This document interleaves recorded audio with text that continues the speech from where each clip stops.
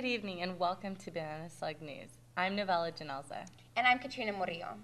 We're almost done with the quarter. The sun's shining and BSN is going to be hot tonight. All right, this week in the news. Have you been wandering around aimlessly on this campus because you can't find the building you're looking for? Well, maybe that's because it hasn't been built. Here's one of BSN's very own reporters, Sarah, to help you find your way around campus, or at least tell you about all of the construction that's been going on. Surely we've all noticed the construction happening throughout campus. The additions to McHenry Library, the new digital arts facility, and now the Cowell-Stevenson Dining Hall. The purpose of the renovation to the Cowell-Stevenson Dining Hall is to do seismic retrofitting and make improvements to the kitchen and dining area. During the project, which is scheduled to be finished by spring 2009, the Cultural Center at Merrill will be open for lunch and dinner. What's next? Well, did you know that this summer Porter B Building will be closing for renovation?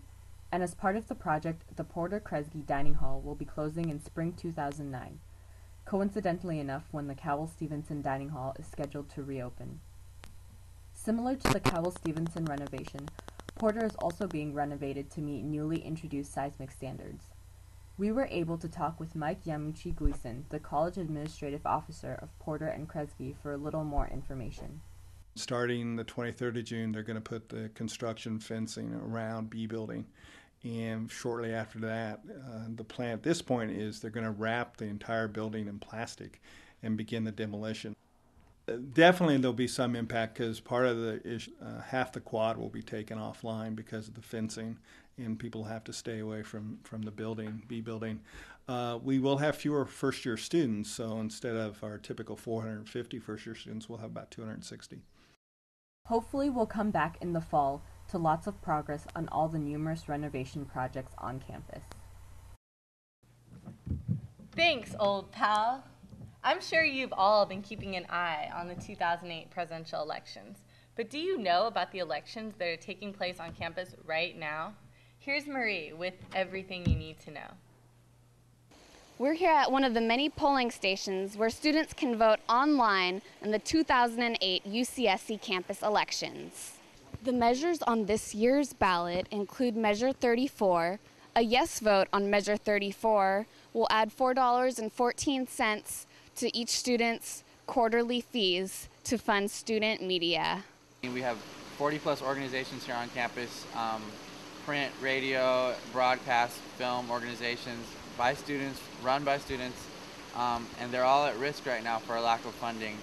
What the measure provides funding for is advisors and for these organizations. And without these advisors, a lot of them are going to have to fold, and a lot of them will be stretched very much more thin than they already are, which is very thin.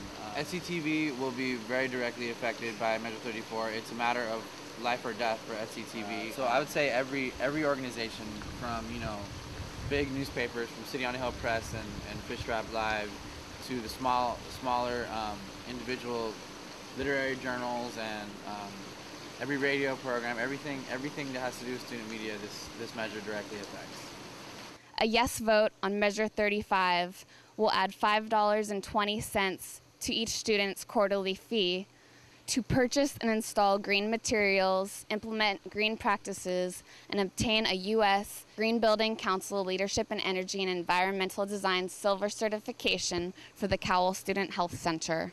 A yes vote on Measure 37 would add $1.33 per student's quarterly fees to fund the Global Information Internship Program. Hi, my name is Lauren Thomas. I'm running for Commissioner of Diversity with SUA on the Students First slate.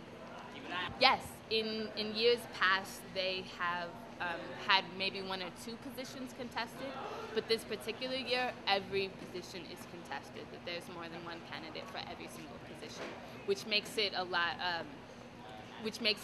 better, like, democratically, because that means that really students' voices are being heard on who they want in these spaces, in these positions. Caleb Simeote and Colwees Lowe are both running for Student Union Assembly Chair. Tiffany Lofton and Nick Moran are running for Internal Vice Chair. Mark Guzman and Victor Sanchez are running for External Vice Chair. Jamal Atiba and Matthew Palm are running for Commissioner of Academic Affairs. Sandra Lane and Eric Nguyen are running for Organizing Director. Lauren Thomas and Zachary Woodford are running for Commissioner of Diversity. Students should vote in campus elections because whether it's felt directly or not, student positions through SUA have a great impact on every student's lives. Every student on this campus is in some way involved with events, things like that, which a lot of times get funded through SUA. We need at least a quarter of the student population at UCSC to participate in voting for anything to count. So it's been really important to get our voting efforts up and get out the vote campaign really going. Well, you can vote all week long until Wednesday, the 21st, online at elections.ucsc.edu. And we have voting stations all around campus, so if you want to just walk by the quarry or Crown Merrill or wherever, we have voting stations set up for you, so you can just sit down and take a minute. But you can also do it from the comfort of your own home, like I said, at elections.ucsc.edu, and it's through Wednesday until midnight. So get out and vote. If you weren't convinced to vote before, I hope you're making your plans right now. You know what? We're going to wait.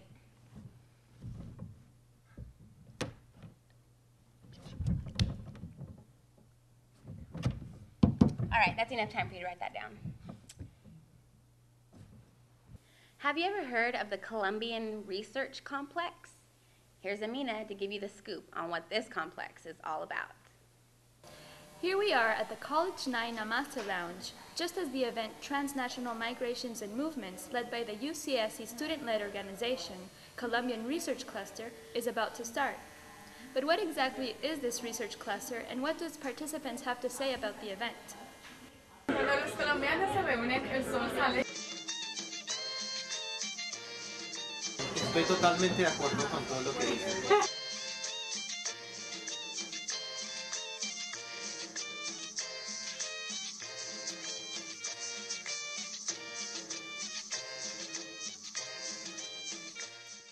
Although the cluster provides a great opportunity for sharing cultural similarities, there are also serious political issues that are addressed within the group.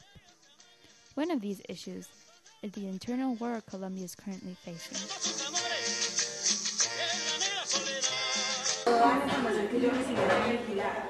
The highlight of the event was the presentation of keynote speaker Luis Guarnizo, a Colombian professor of sociology at UC Davis who addressed issues of Colombian identity abroad. Here there is no community, there is no community organization. The most serious problem is the mistrust, the envy, I don't know how to translate it. The largest number of people are going to Ecuador, Venezuela, and Panama, but there are other parts of the country. Brazil and Peru also receive some Colombians who have been displaced. In spite of being a figure of authority, Guarnizo seemed well acquainted with most of the cluster students. On a personal note, I just wanted to also share a little bit of my relationship with Luis. I met him as an undergraduate at UC Davis. I graduated from there 10 years ago. And even shared with us his own experiences as a Colombian in the United States. En varios restaurantes no me quisieron servir, cuando oyeron la situación.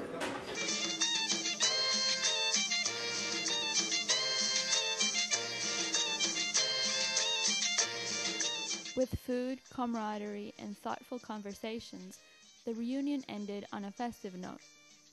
The cluster participants seem to have found a space in which fun and academia can be mixed.